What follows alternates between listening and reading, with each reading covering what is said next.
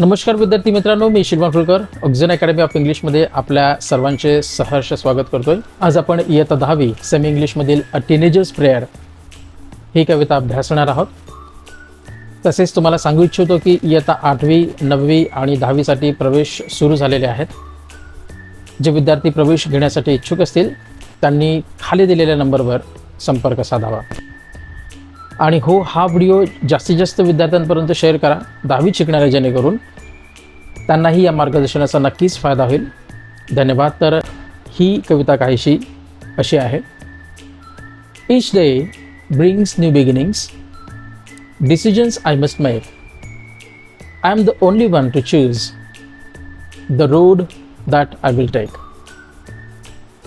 याचा अर्थ प्रत्येक नवीन दिवस एक नवीन सुरुवात घेऊन येतो.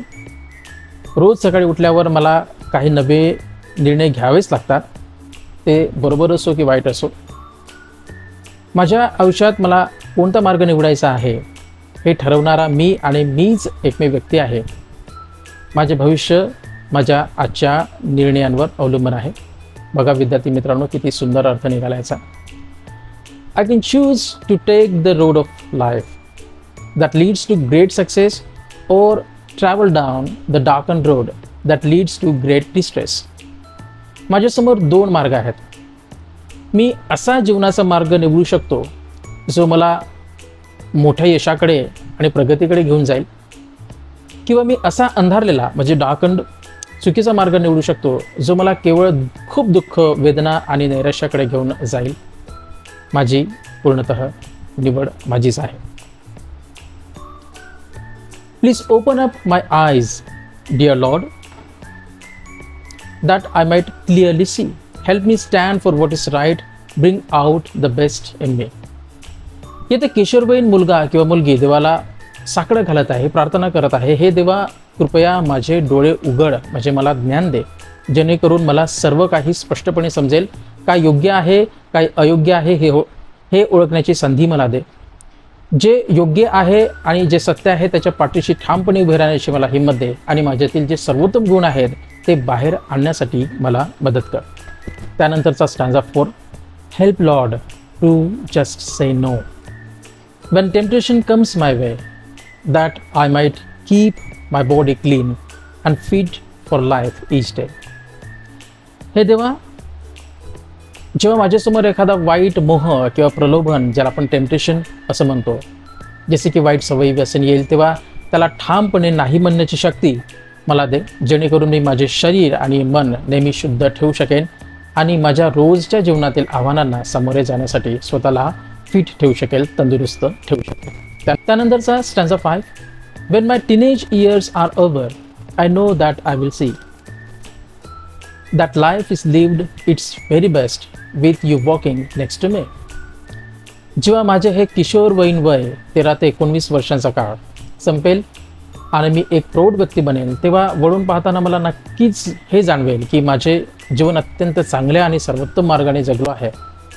आणि हे शक्य झाले कारण परमेश्वरा, तू माझ्या प्रत्येक पावलावर माझ्यासोबत होतास, माझ्या पाठीशी उभा होतास.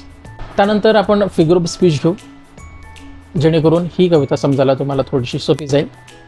पहिला फिगर ऑफ स्पीच यामध्ये आपण पाहणार आहोत तो आहे अपॉस्ट्रॉफी. यामध्ये direct address to someone who is not present or to an abstract idea or God. जेव्हा कवी अशा व्यक्तीशी किंवा देवाशी बोलते जो प्रत्यक्ष तिथे उपस्थित नसतो. For example, please open up my eyes dear lord. यामध्ये the teenager is directly addressing God, asking for guidance. त्यानंतरचा असतो मेटाफर. हा इम्प्लाइड कंपॅरिझन असतो 2 गोष्टींमध्ये. For example, or travel down the darken road. यामध्ये डार्कन रोड जो आहे याचा आपण इनडायरेक्टली कंपॅरिझन केला आहे एव्हिल वेज किंवा बॅड हॅबिट्स यांच्यासोबत. त्यानंतरचा आहे ॲनॉस्ट्रॉफी, ज्याला आपण इन्व्हर्शन असं सुद्धा म्हणतो. यामध्ये वर्ड ऑर्डर जो असतो सब्जेक्ट वर्ब ऑब्जेक्टचा, हा पोएटिक इफेक्टसाठी किंवा मग कवितेमध्ये यमक जुळवण्यासाठी, नाद निर्माण करण्यासाठी आपण शब्दांचा क्रम कधी कधी बदललेला असतो. For example, decisions I must, हे वाक्य आय मस्ट मेक डिसिजन्स असं असायला पाहिजे. त्यामुळे इथे आपण इन्व्हर्जन हे फिगर ऑफ स्पीच मानतो. त्यानंतर आहे ॲलिट्रेशन. यामध्ये सेम कॉन्सनंट असेल याचं रेपिटेशन असतं. जे बिगिनिंग ऑफ वर्ड्स असतात लाईनमध्ये. For example travel down the dark and road, यामध्ये ड साऊंड जो आहे कॉन्सनंट साऊंड, हा ड साऊंड रिपीटेड झाला आहे. ठीक आहे. तर हे काही अप्रिसिएशन ऑफ पोएम्ससाठी तुम्हाला फिगर ऑफ स्पीच दिलेले आहेत, ते खचितच तुम्हाला उपयोगी पडतील. तर ही होती पोएम आजची. जर तुम्हाला आवडली असेल तर नक्की सबस्क्राईब करा या चॅनलला आणि ह्या व्हिडिओला जास्तीत जास्त मुलांपर्यंत शेअर करा. Thank you so much.